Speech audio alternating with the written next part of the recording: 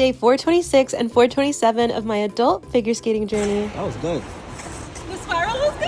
Yeah. Today I didn't skate for too long, even though I clearly needed the practice. But I mainly got on the ice today to film a brand partnership, which you guys will be seeing very soon, and Ian came with me to help me. In exchange for him being a great videographer, I came with him to get his first cat. And yes, I'm saying first because part of my evil plan is to convince him to get a second eventually, like me. One of the great things about being in your late 20s is watching all of your friends become parents. Congratulations, Ian, on your firstborn baby, Ira. A few days later, I got back on the ice and I had a lesson, and she said, let's work on axle prep.